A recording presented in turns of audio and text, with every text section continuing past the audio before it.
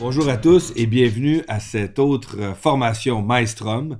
Aujourd'hui, nous avons le plaisir de recevoir Laurent Bouvier-Tremblay. Bonjour. Qui discutera avec nous de la reprise du droit du logement en droit québécois, analyse et discussion. Le droit à la reprise du logement en droit québécois, on comprend qu'on va avoir des discussions ensemble aujourd'hui sur les enjeux peut-être philosophiques, les enjeux sociaux en lien avec ça, mais est-ce qu'il existe des balises juridiques qui encadrent le droit pour un propriétaire à reprendre son logement à quelqu'un qui l'a loué? Et comme on est dans une formation, on va prendre notre temps et on va asseoir pour commencer les bases juridiques du droit du logement, du droit de la reprise et du maintien dans les lieux. Oui, donc c'est sûr qu'en droit québécois, le logement, c'est hyper réglementé, puis on est dans un système qu'on va appeler de protection du locataire. Donc, pour bien comprendre la reprise du logement, puis on va aussi parler de l'éviction, pour avoir une discussion plus générale sur la pénurie de logements, les rénovations, tout ça, il faut bien établir le cadre qui donne ouverture à la reprise de logement. Donc... Mais juste avant, là, que vous dites donne le droit à la reprise du logement.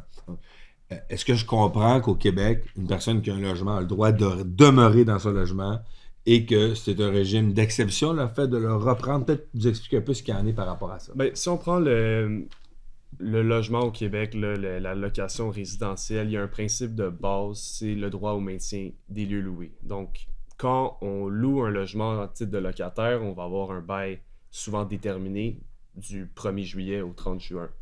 Passé ce délai-là, le bail va se reconduire automatiquement. Tant que le locataire souhaite rester dans son logement, il va pouvoir y rester. Évidemment, il va devoir payer son loyer à chaque mois, il va devoir respecter les conditions du bail, mais il y a un principe de base, c'est qu'une fois on est locataire, on a un droit de maintien dans les lieux. Okay.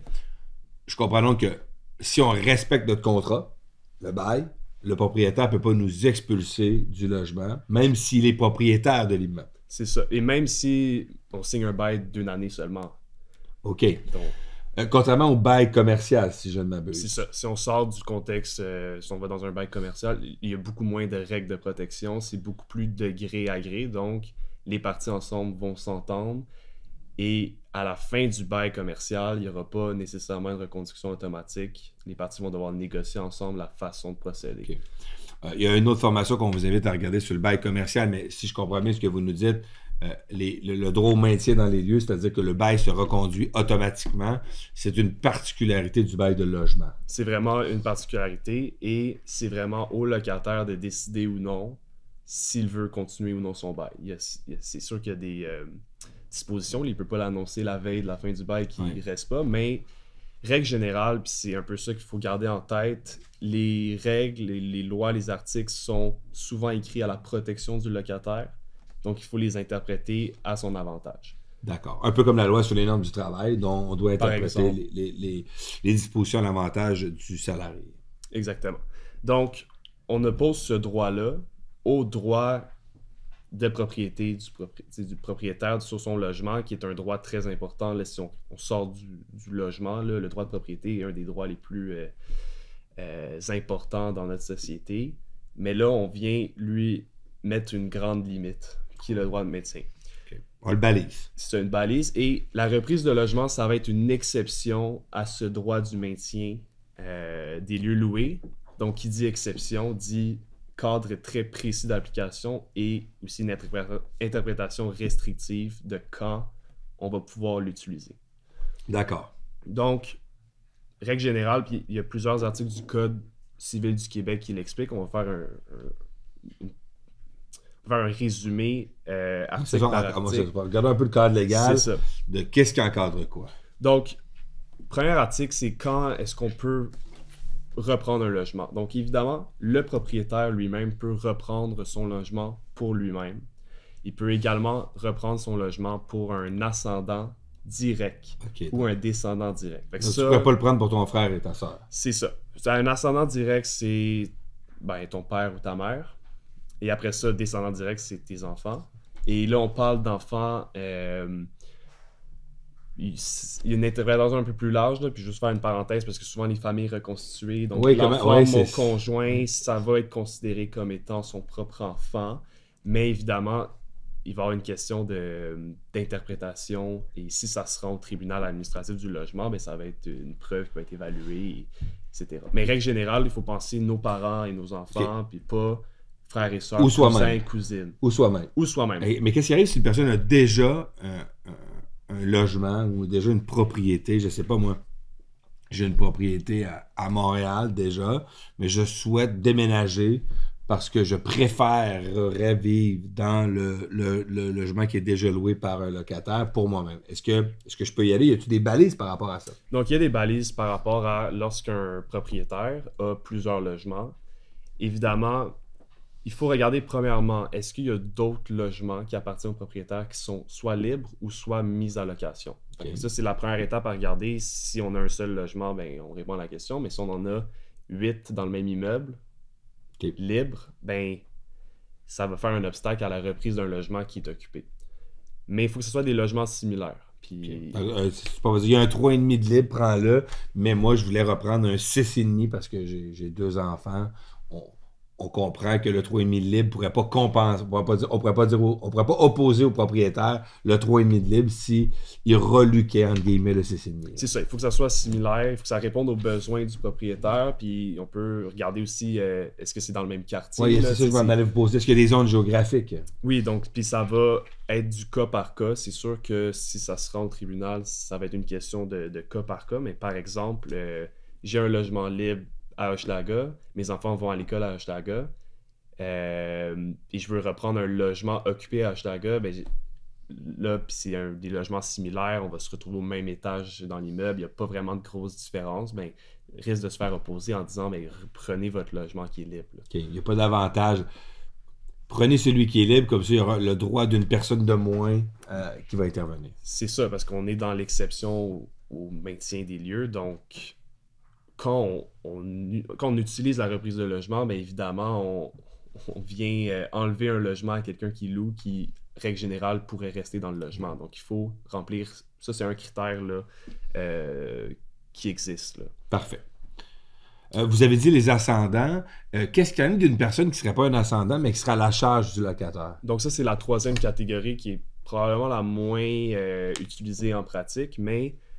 toute personne qui est sous la charge du propriétaire, donc un cas d'espèce, ça pourrait être par exemple un frère ou une sœur, mais qui, pour des raisons, là, soit un handicap ou quelqu'un toxicomane ou quelqu'un qui n'est pas capable de subvenir à ses besoins puis qui est à la charge du propriétaire, ben, pourrait reprendre le logement pour y loger là, son frère ou sa sœur qui n'est pas en mesure de prendre soin d'elle-même. Ça pourrait être prévoir une tante ou un oncle là, qui est...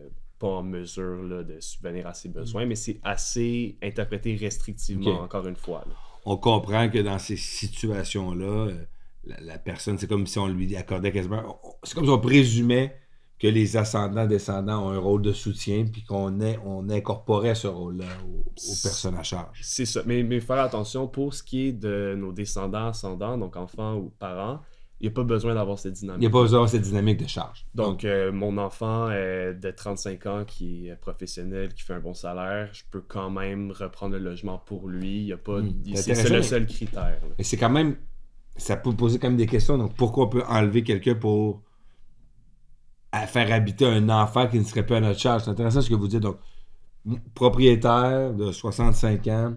enfant de 35 ans, professionnel, gagne un bon salaire, on pourrait, même dans ces circonstances-là, expulser quelqu'un de son logis pour y faire habiter son enfant. C'est sûr que ça peut poser des questions éthiques, puis on va le voir plus tard dans la discussion d'aujourd'hui qu'il y a certaines situations qui permettent l'abus de ces mécanismes-là pour aller chercher un profit pour le propriétaire. Mais en même temps, il faut revenir au cadre qu'on oppose le droit de propriété au droit de maintien, puis le législateur a fait la décision que le droit de propriété pour sa propre famille, ses ascendants-descendants, devrait avoir une certaine primauté sur ce droit au maintien des lieux, mais somme toute, quand même réglementé. Réglementé, d'accord. Donc... mais là, il me vient en tête une question automatiquement. Qu'est-ce qui arrive si on est plusieurs personnes à avoir acheté un immeuble? Puis on voit que c'est de plus en plus commun, hein? Un groupe d'amis qui pourrait être propriétaires ensemble d'un bloc appartement différent. Qu'est-ce qui arrive si c'est une compagnie de gestion qui est propriétaire? Qu'est-ce qui arrive des copropriétés indivises? Comment ça fonctionne, ce mécanisme-là, si on est plusieurs, ou si c'est des compagnies de gestion qui sont propriétaires? Donc, l'État est venu limiter justement, parce que on peut prendre l'exemple, là, un groupe d'amis, 3 personnes achètent ensemble un triplex qui est complètement loué. Puis là, chacun se dit... je vais sortir tout le monde pour y habiter. Tu sais, chacun se dit, ben, on va chacun en sortir un pour habiter le premier, deuxième, troisième étage. Ça fonctionne pas. Ah non? Quand on est plus de un propriétaire, dans le fond, la seule exception, c'est quand c'est des conjoints qui achètent ensemble. Donc, on peut penser là, un couple là, qui achète un logement, ils vont pouvoir, même si, puis ils l'achètent en propriété. Non, mais exemple, j'achète un duplex avec ma conjointe. C'est ça. J'achète un duplex avec ma conjointe, les deux, vous avez 50% du duplex. Vous allez pouvoir reprendre un des deux logements si vous remplissez là, tous les mais est-ce qu'on pourrait reprendre? Est-ce que moi je pourrais prendre le bas et dire à ma femme de reprendre le haut? Non, c'est ça. C'est ensemble, vous êtes considérés comme étant là, une personne. Mais si on se séparait, par exemple? Là, si vous vous séparez, vous tombez là, dans le si ma femme écoute, je veux dire que c'est pas une invitation à la séparation. Mais qu'est-ce qui arrive si le couple se sépare, son propriétaire à 50% de l'immeuble, il décide de demeurer propriétaire à 50%. Est-ce qu'un pourrait aller occuper l'appartement, par exemple, du haut, pour rester proche de la famille? Puis juste pour bien comprendre, il en occupe déjà un des deux. Il occupe le rez-de-chaussée. Comme beaucoup de couples au Québec, achète un duplex, occupe le rez-de-chaussée, loue le deuxième. Se sépare. Est-ce que la conjointe pourrait décider, ou le conjoint, peu importe, là, je ne veux pas avoir de l'argent ici. Est-ce qu'un des deux partenaires, utilisons ces termes neutres, est-ce qu'un des deux partenaires pourrait dire, ben, maintenant qu'on n'est plus ensemble, je vais occuper l'autre appartement? Donc non, parce qu'ils restent copropriétaires de l'ensemble, ils peuvent pas reprendre, donc c'est pas une technique non plus là, pour essayer de contourner. Ils vont être considérés comme étant deux amis qui ont acheté ensemble un duplex. Ils peuvent pas chacun se séparer. Okay.